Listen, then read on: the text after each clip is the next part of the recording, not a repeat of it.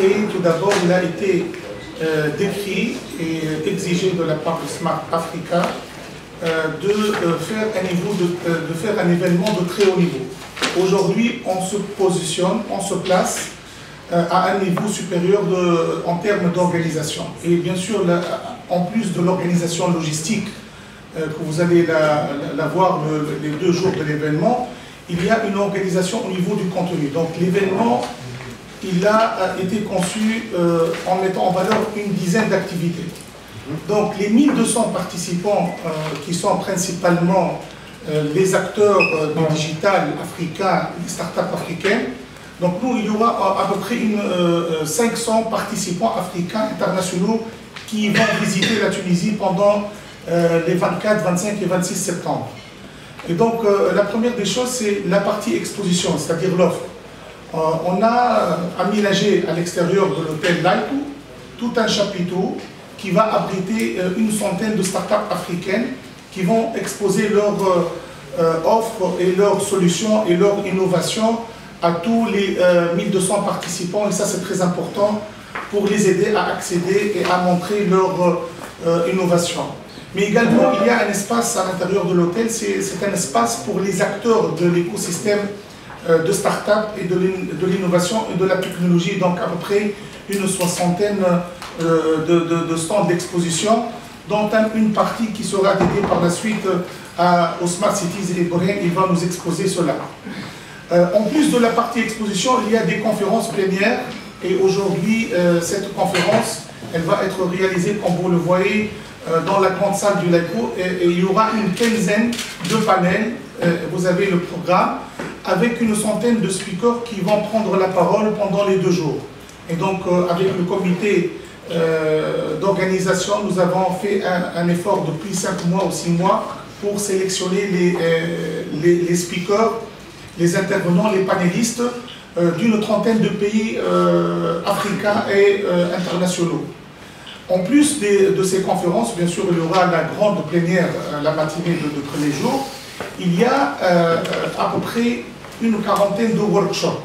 Donc il y aura 8 salles qui seront dédiées à des experts internationaux, africains et tunisiens pour exposer des workshops et des ateliers techniques.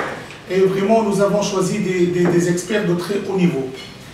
En plus de cette partie, il y a une prise en charge d'une cinquantaine de startups africaines financées par la GIZ. Et ces startups, il y a à peu près 18 startups qui ont été sélectionnées. Monsieur Walid, il va vous présenter. 18 seront en compétition et vous pouvez voir sur l'écran la liste des startups africaines qui seront prises en charge dans la compétition Early Stage. C'est-à-dire la partie idéation et on commence à créer la start-up. Et il y a à peu près 32 ou 33 start-up, série A, série B, série C, c'est-à-dire qui sont les futurs champions de l'Afrique, qui vont participer dans une deuxième activité qui s'appelle Startup Stage. Donc c'est quoi Startup Stage? C'est un espace, comme vous le voyez sur l'écran, qui va être aménagé au bord de la piscine. Donc si les conférences plénières s'intéressent aux institutionnels, aux ministres, aux experts et à quelques startups, ce Startup Stage, il va être dédié aux startups parce que nous, on veut donner la parole aux startups. Donc pendant le deuxième jour, il y aura une dizaine de panels et on a fait un partenariat avec beaucoup de partenaires africains et l'objectif c'est d'atteindre 1 million d'Africains qui vont nous suivre sur les réseaux sociaux. Et donc ça, c'est une alliance que nous avons organisée avec beaucoup de partenaires africains avec les 2 finales qui seront organisées le premier jour. Donc c'est la finale, c'est-à-dire qui va gagner la compétition parmi les 18 startups sélectionnées. En plus de Startup Stage, il y a le Mécathon. Le Mécathon, c'est le premier Mécathon qui sera organisé en Afrique. Et ça, on est très fiers. Et c'est quoi l'idée de Mécathon? Vous savez que le hackathon, c'est une compétition entre une centaine d'étudiants qui vont travailler sur les PC pour concevoir des solutions et des softwares. Le Mécathon qui est organisé en partenariat avec l'ITQ, qui est une multinationale allemande. Et donc l'idée c'est de créer des prototypes. Donc on va passer maintenant à l'industrie. et une dizaine de prototypes seront fabriqués pendant 4 jours avant l'événement. Et la compétition, elle va porter entre 120 étudiants tunisiens, africains, qui sont des étudiants africains en Tunisie, et quelques étudiants allemands. Et il y aura un gagnant qui sera sélectionné par le comité donc pour choisir le meilleur prototype. On a également une activité très importante qui est les deal rooms.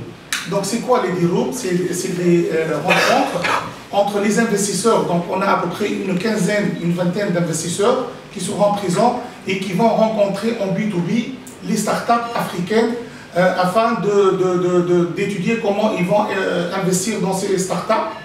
Également, il y a une autre activité, parce que je vous ai parlé d'une dizaine, c'est Afro Creative Challenge, qui est une compétition qui a été lancée. Et là, on va sélectionner le gagnant très bientôt, en partenariat avec des Sénégalais et des Tunisiens. Comment concevoir l'Afrique en 2030 et 2063. Donc il y aura un gagnant qui va être annoncé lors de Africa.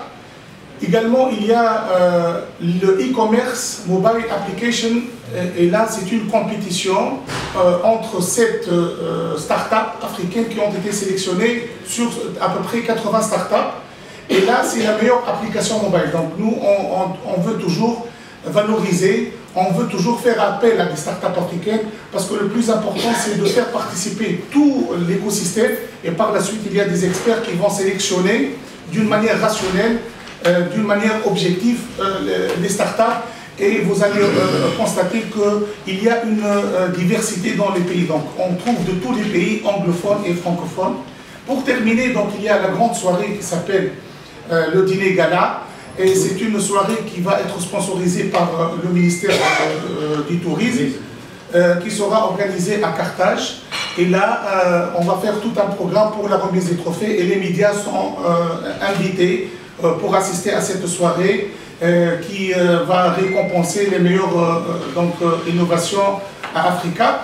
Et nous avons... Merci. Dieu merci, vous avez organisé donc, un événement culturel donc, qui épaule vos efforts donc, pour promouvoir les startups. Tout à fait. Donc la culture, nous on a voulu mettre en avant la culture, même le ministère du Transport, il faut que je le cite, Tunisair, elle nous appuie dans cette initiative.